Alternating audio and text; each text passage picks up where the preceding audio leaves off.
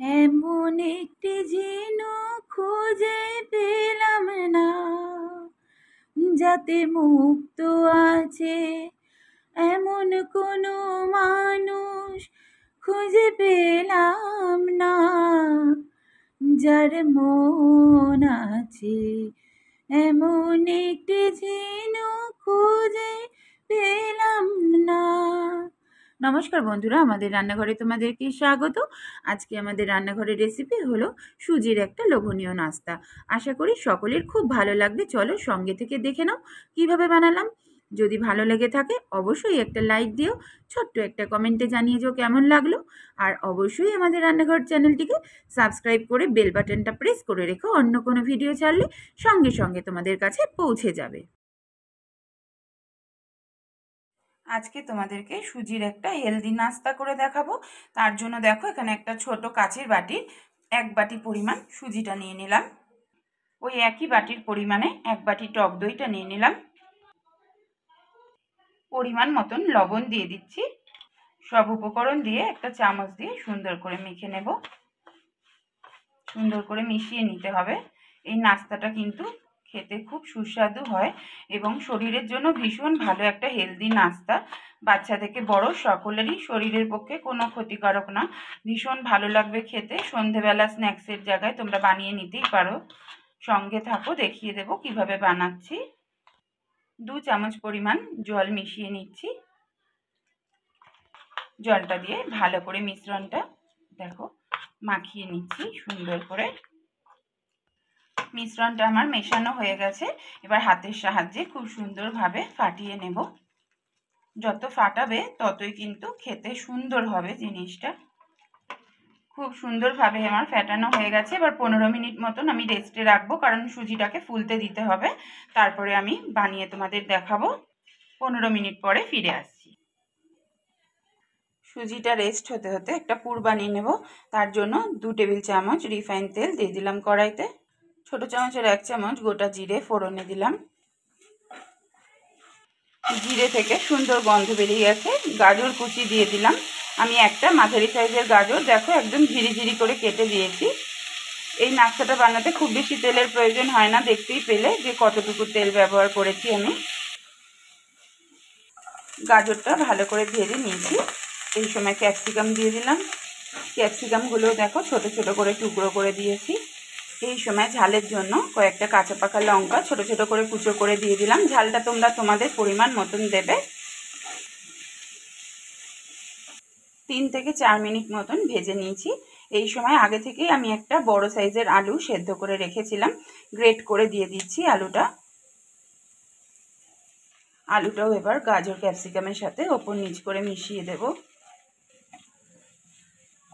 এবার এক এক করে গুঁড়ো মশলাটা দিয়ে দেবো। পরিমাণ মতন লবণ দিয়ে দিলাম। কাশ্মীরি লঙ্কার গুঁড়ো দিয়ে দিলাম ছোট চামচের 1 চামচ। ছোট চামচের হাফ চামচ হলুদ গুঁড়ো দিয়ে দিলাম। মশলাটা খুব সুন্দরভাবে পুরের সাথে মিশিয়ে নিতে হবে।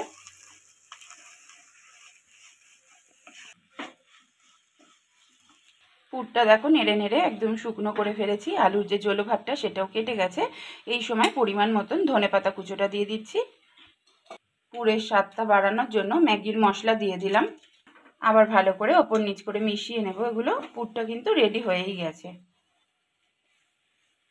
এইভাবে তোমরা বাড়িতে যে কোনো দিন বানিয়ে নিতে পারো। আমি নিরামিষ করে দেখাচ্ছি, তোমরা চাইলে এর মধ্যে পেঁয়াজ রসুন অ্যাড করতেই পারো। প্রথমে পেঁয়াজ রসুনটা ভেজে নিয়ে তারপরে পুরটা যেভাবে বানালাম এইভাবে বানিয়ে নিতে হবে। ভীষণ সুন্দর এবং হেলদি নাস্তা। এই সময় গ্যাসটা আমি অফ করে দিলাম। পুরটা ঠান্ডা করে নিয়ে ফিরে আসব। পুরটা ঠান্ডা করে ফিরে এলাম। পুর থেকে দেখো ছোট ছোট এরকম বল নিয়ে হাতে জাস্ট একটু চেপটে দিয়েছি। এরকম ছোট ছোট বল নিয়েছি, হাতে গোল করে জাস্ট একটা শেপ দিয়ে নিয়েছি। আলুর চপের ঠিক যেরকম হয় দেখো এইভাবে করে নিলাম। সব কটা একই রকমভাবে করে নেব। 15 মিনিট পর দেখো সুজির যে মিশ্রণটা করেছিলাম সেটা খুলে দিলাম। কতটা ফুলে উঠেছে সুজিটা। একটু ওপর নিচ করে আবার একটু মিশিয়ে দিলাম।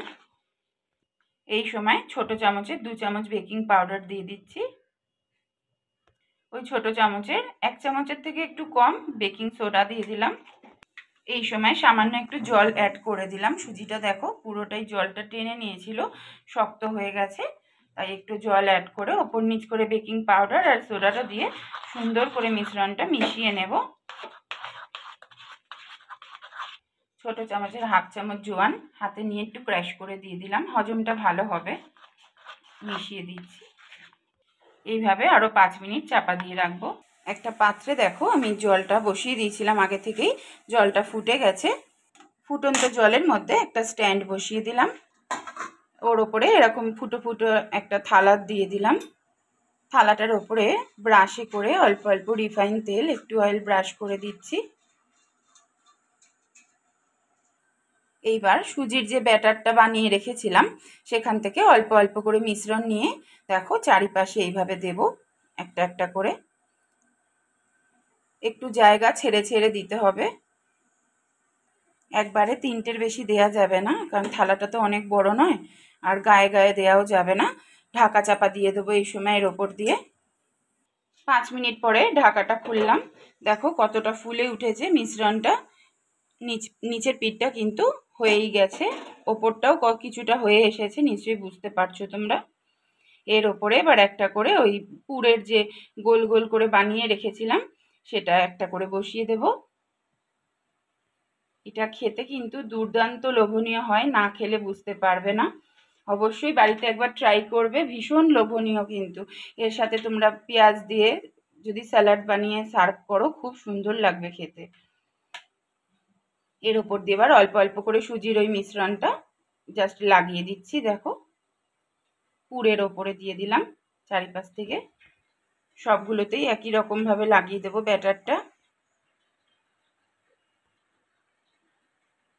এবার এর ওপর দিয়ে অল্প অল্প করে ধনেপাতা আর লঙ্কা কুচো দিয়ে দিচ্ছি, দেখতেও সুন্দর হবে, খেতেও সুন্দর হবে। দেখো সব কটারই একই রকমভাবে দিয়ে দিলাম। ধনেপাতা আর কাঁচা লঙ্কা স্মেলটা খাওয়ার সময় খুবই সুন্দর লাগবে। আবারও 5 থেকে 6 মিনিটের জন্য ঢাকা দিয়ে দিলাম। 6 মিনিট পরে ঢাকাটা খুললাম, দেখো এটা আবার পুরো রেডি হয়ে গেছে। এই সময় এক এক করে তুলে নেব। আবার একই রকমভাবে একটু অয়েল ব্রাশ করে নেব। তোমাদের কাছে যদি এরকম ফুটো থালা দুটো থাকে তাহলে তোমরা ঠান্ডা করেই এই মিশ্রণটা তুলতে পারো, তাহলে এক চান্সে উঠে যাবে। আর গরম অবস্থায় তুলতে গেলে একটু আস্তে আস্তে করতে হবে, কারণ সুজির নাস্তা তো, বেশি যদি খোঁচাখুচি করলে ভেঙে যেতে পারে। তো ঠান্ডা করে তুললেই সব থেকে ভালো হয়। দেখো একই রকমভাবে ব্যাটারগুলো দিয়ে দিলাম, আবার 5 মিনিটের জন্য ঢাকা দিয়ে দিলাম। 5 মিনিট পর ঢাকাটা খুলে দিয়েছি, দেখো ওই পিঠটা হয়ে গেছে, এই পিঠটাও অনেকটাই হয়ে এসেছে। আবার ওই পুরগুলো এক একটা করে বসিয়ে দিলাম, একই রকমভাবে আবার ওপর থেকেও ব্যাটারটা লাগিয়ে দেব। ওপর দিয়ে ধনেপাতা আর লঙ্কার কুচিটা আগের মতো আবার একই রকমভাবে দিয়ে দিচ্ছি। আবারও ঢাকা দিয়ে দিলাম, 5 থেকে 6 মিনিট পর ফিরে আসব। 6 মিনিট পরে আবার ঢাকা খুলে দিলাম, এবার এক এক করে তুলে নেব।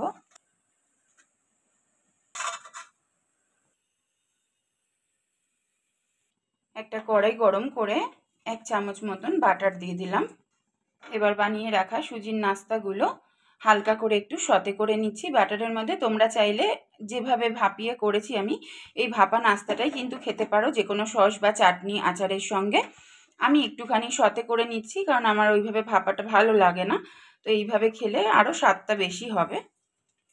এক পাশটা হতে দিতে হবে, তারপর আবার ওই পিঠটা ঘুরিয়ে দেব। চারিপাশটা ঘুরিয়ে ঘুরিয়ে এরকম ব্রাউন কালার করে ভেজে নিতে হবে। এই সময় তুলে নেব। বাকিগুলোও একই রকমভাবে করে নেব। সব কটা ভেজে একটা প্লেটের মধ্যে দেখো সাজিয়ে নিয়েছি। আজ তাহলে আমার রেসিপিটা এখানেই শেষ করছি। আশা করি তোমাদের ভালো লেগেছে। যদি ভালো লেগে থাকে অবশ্যই একটা লাইক করো, ছোট্ট একটা কমেন্টে জানিয়ে যাও। যারা নতুন এসেছো আমাদের রান্নাঘর চ্যানেলটিকে সাবস্ক্রাইব করে বেল আইকনটা প্রেস করে রেখো। খুব শিগগিরই আবার অন্য একটা ভিডিও নিয়ে দেখা হবে। ততক্ষণ পর্যন্ত সবাই খুব ভালো থেকো, সুস্থ থেকো। এমন একটি ঝিনুক খুঁজে পেলাম না যাতে